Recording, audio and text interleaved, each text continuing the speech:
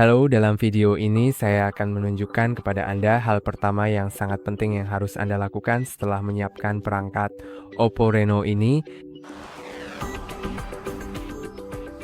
Hal pertama yang perlu dilakukan adalah menghubungkan ke Wi-Fi jika Anda belum melakukannya. Jadi, mari kita buka aplikasi pengaturan dan temukan Wi-Fi. Pastikan sudah diaktifkan, lalu pilih jaringan yang ingin Anda sambungkan. Lalu masukkan kata sandinya dan kemudian klik setujui. Sekarang jika kata sandinya memang benar, ia seharusnya bisa masuk ke jaringan itu dengan benar. Tapi saya rasa tadi ada kesalahan saja. Jadi saya akan memasukkannya lagi karena prosesnya terlalu lama. Kali ini saya akan memeriksanya. Sekarang sudah benar dan sudah terhubung. Tapi saya akan kembali ke jaringan yang sebelumnya saya gunakan karena lebih cepat. Sekarang saya akan gulir ke bawah ke sistem dan pembaruan. Lalu masuk ke pembaruan perangkat lunak. Sekarang, perangkat akan memeriksa pembaruan sistem yang tersedia. Jika ada, Anda bisa langsung menginstalnya. Tapi seperti yang Anda lihat, versi saya sudah yang terbaru. Jika milik Anda belum, maka saya sangat menyarankan untuk memperbarui, karena itu memastikan ponsel Anda tetap aman dan berjalan lancar, serta memberikan fitur-fitur terbaru yang bisa Anda gunakan di ponsel Anda. Sekarang, mari masuk ke akun Google jika Anda belum melakukannya. Jadi, untuk melakukannya, cukup masuk ke pengguna dan akun. Dan jika Anda tidak memiliki akun Google yang tercantum di sini, klik tambahkan akun. Sekarang, temukan Google. Kemudian dapat masuk atau membuat akun belum memilikinya. Saya sudah memilikinya, jadi saya masuk saja.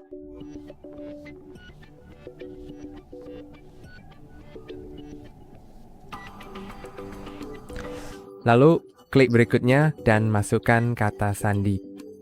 Saya akan melakukannya di luar kamera.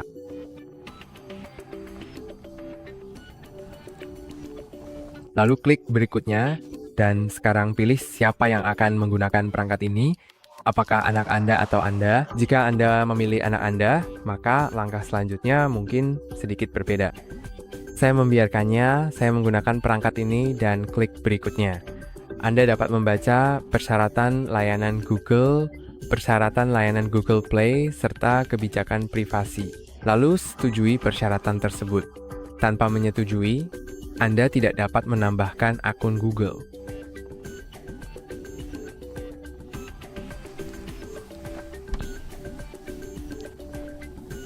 Sekarang, Anda dapat memilih mencadangkan data perangkat Anda atau tidak, dan jika iya, biarkan opsi tetap dipilih.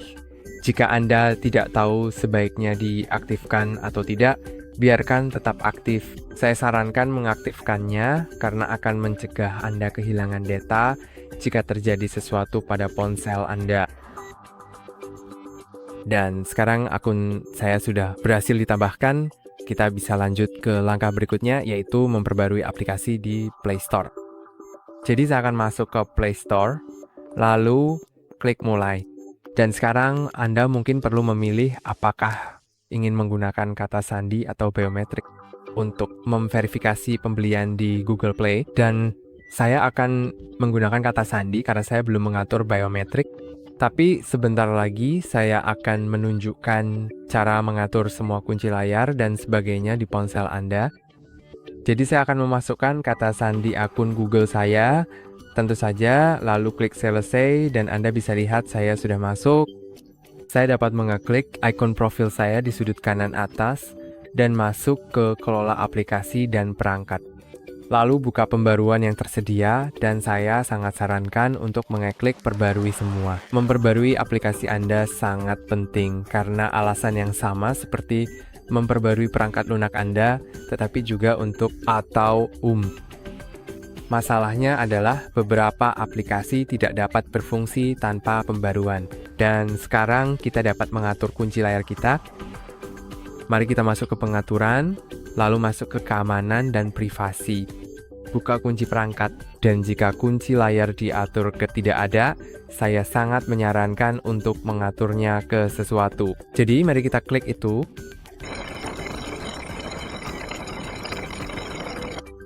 Tapi sebelum Anda melakukannya, ingat bahwa jika Anda lupa kunci layar Anda, maka Anda harus mereset ponsel sepenuhnya dan semua data akan terhapus, kecuali hal-hal yang sudah dicadangkan. Jadi, usahakan untuk tidak lupa kata sandi Anda. Dan menurut saya tetap layak untuk mengaktifkannya karena ini memastikan tidak ada orang selain Anda yang bisa mengakses ponsel Anda. Jadi saya akan memilih pola lalu klik lanjutkan dalam waktu 5 detik. Kemudian di sini Anda hanya perlu memasukkan kunci layar yang ingin Anda atur lalu masukkan kembali. Anda bisa mengaktifkan buka kunci dengan sidik jari. Saya akan membatalkannya karena saya akan menunjukkan mengaktifkannya secara manual. Di menu buka kunci perangkat, Anda bisa masuk ke buka kunci dengan sidik jari dan wajah. Saya akan mengatur sidik jari terlebih dahulu. Setelah itu, saya akan membahas fitur wajah karena ini bukan topik sederhana dan perlu penjelasan. Mari kita masuk ke sidik jari yang saya rekomendasikan untuk semua orang. Siapa saja yang bisa menggunakannya karena ini aman dan juga cukup praktis. Jadi saya akan klik tambahkan sekarang dan omong-omong, mungkin ini tidak berfungsi pada beberapa pelindung layar, tapi pada kebanyakan pelindung layar akan berfungsi. Jadi coba saja dulu. Jika tidak berfungsi, mungkin itu karena pelindung layar Anda. Cukup letakkan jari Anda di sensor sidik jari yang terletak di bawah layar dan ulangi prosesnya beberapa kali. Ingat, untuk menggerakkan jari Anda di antara pemindaian, agar seluruh area jari Anda terscan. Lalu ketika muncul perintah untuk mendaftarkan tepi sidik jari, lakukan itu. Gerakkan jari Anda lebih banyak lagi untuk mendaftarkan setiap bagian dari sidik jari Anda. Kemudian klik selesai, saya akan membatalkan face unlock karena saya ingin menjelaskan sesuatu terlebih dahulu. Face unlock di ponsel ini sebenarnya tidak terlalu aman, karena hanya mengandalkan kamera saja sih. Ada beberapa ponsel di pasaran, terutama iPhone yang memiliki pengenalan wajah sangat aman karena menggunakan sensor IR, tapi di sini hanya menggunakan kamera saja. Jadi ponsel Anda bisa dibuka dengan foto Anda atau oleh seseorang yang wajahnya mirip. Itulah mengapa saya tidak merekomendasikannya. Tapi saya tetap akan menunjukkan cara mengaturnya jika Anda benar-benar membutuhkannya. Saya akan masuk ke menu wajah di sini. Lalu setuju, saya akan memasukkan kunci layar saya, klik tambah sekarang. Saya perlu menjaga wajah saya tetap di dalam bingkai dan melihat ke kamera selama beberapa detik. Mari kita coba lagi.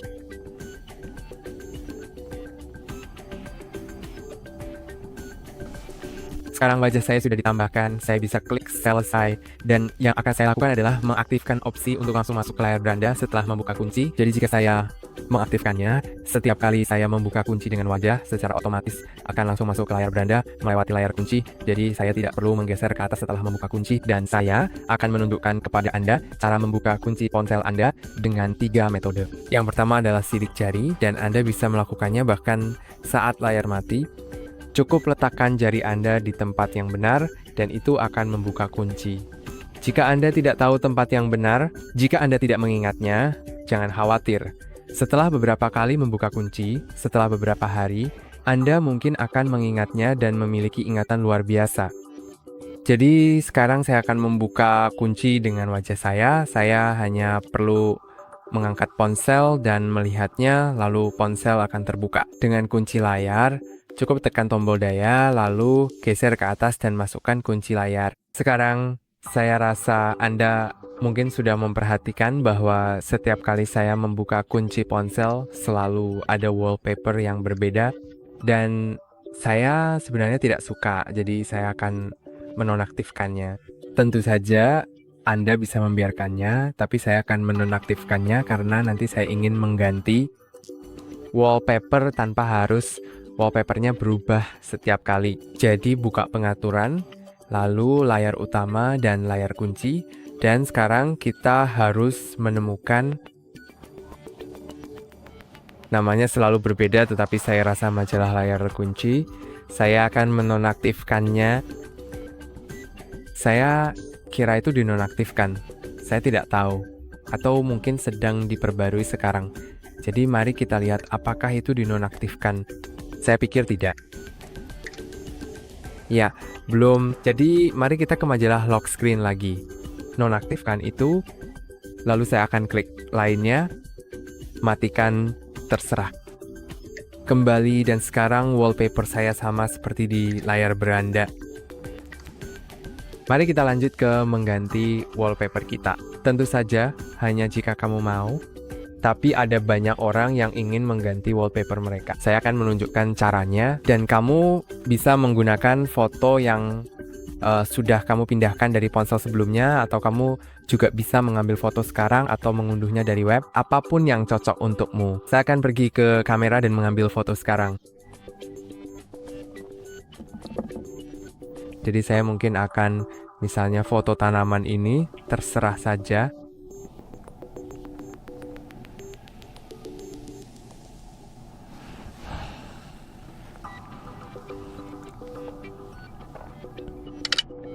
Oke, ini bukan foto terbaik yang pernah saya ambil, tapi saya akan masuk ke pengaturan, lalu ke wallpaper dan gaya, kemudian ke wallpaper. Sekarang saya akan masuk ke album, setuju, dan pilih foto yang ingin sekali saya jadikan wallpaper. Saya tidak tahu kenapa sekarang fotonya jadi sangat putih sekali.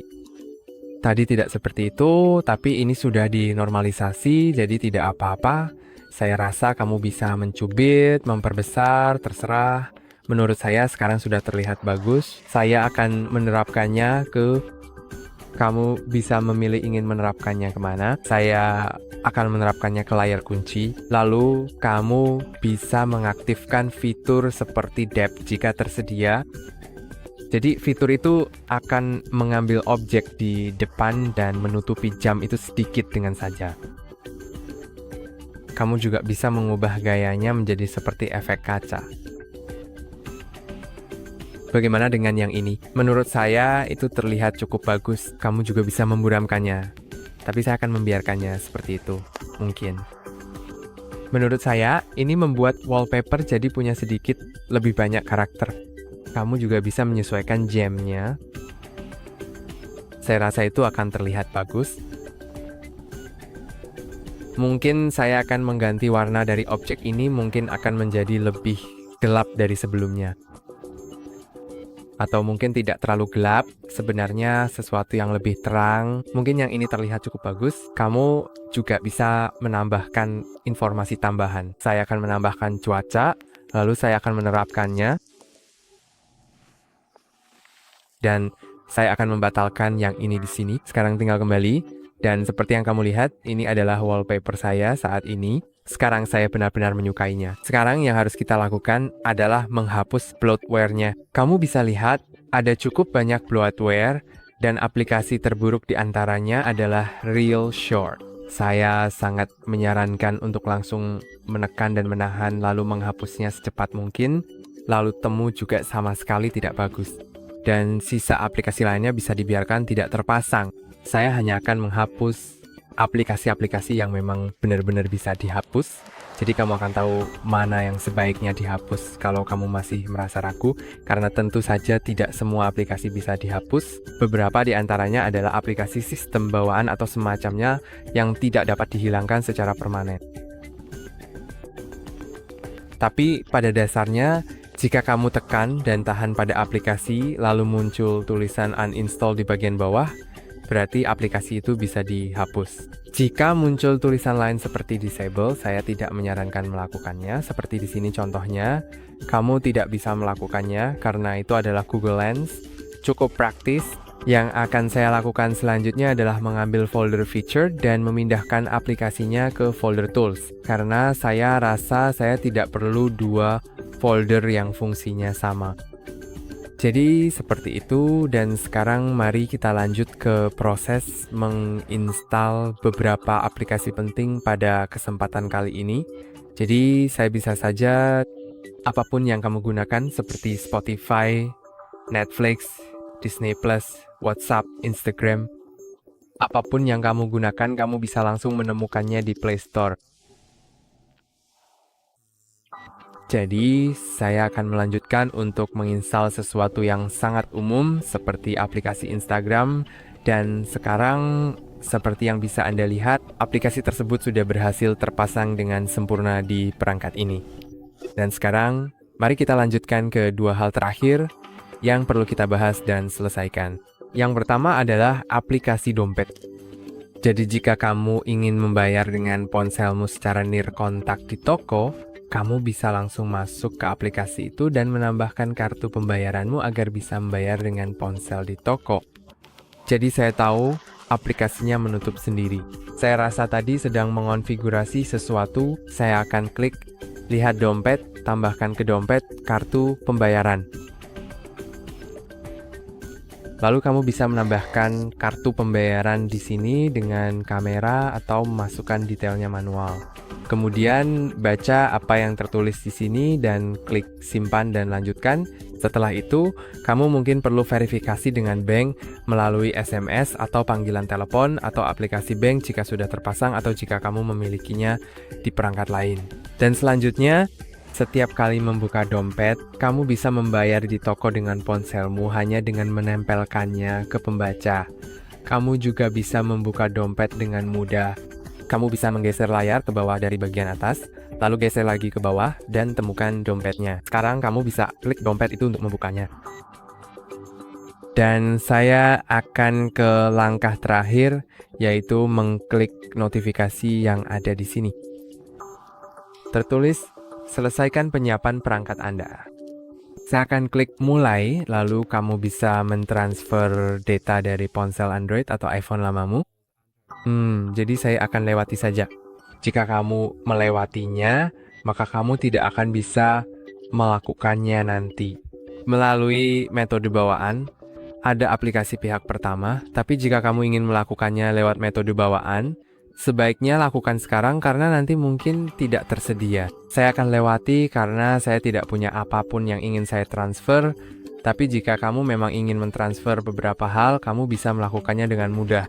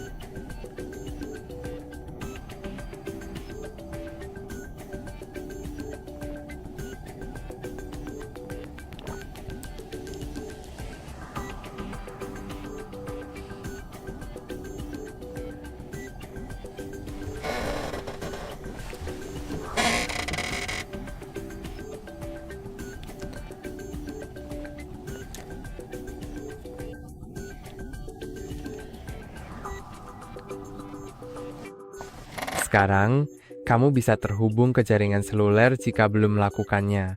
Jadi kamu bisa memasukkan kartu SIM di bagian bawah atau mengunduh eSIM. Kamu juga bisa melakukannya nanti. Jadi saya akan lewati saja. Dan sekarang kamu akan ditanya untuk terakhir kalinya, apakah ingin menyalin aplikasi dan data. Setelah itu, kamu tidak bisa melakukannya dengan metode bawaan. Saya akan pilih jangan salin dan kemudian klik lanjutkan. Kamu bisa mengaktifkan atau menonaktifkan Hey Google yang akan membuka game ini secara hands-free dengan mengucapkannya. Saya akan mengaktifkannya. Dan jika kamu mengaktifkannya untuk pertama kali di akun Google ini, kamu mungkin diminta untuk mengucapkan 4 frasa dengan suara keras untuk mengatur voice match. Lalu di sini adalah Google Payback ini. Saya sudah membahasnya, jadi saya lewati bagian ini. Di sini kamu bisa melakukan beberapa hal tambahan. Saya akan klik di sini. Tidak, terima kasih. Dan kamu juga mungkin akan ditanya pengaturan browser default. Saya pribadi merekomendasikan untuk mengatur browser default ke Google Chrome atau Firefox. Untuk mesin pencari, saya sarankan atur ke Google. Itu saja untuk hari ini. Jangan lupa like dan subscribe. Sampai jumpa lain waktu.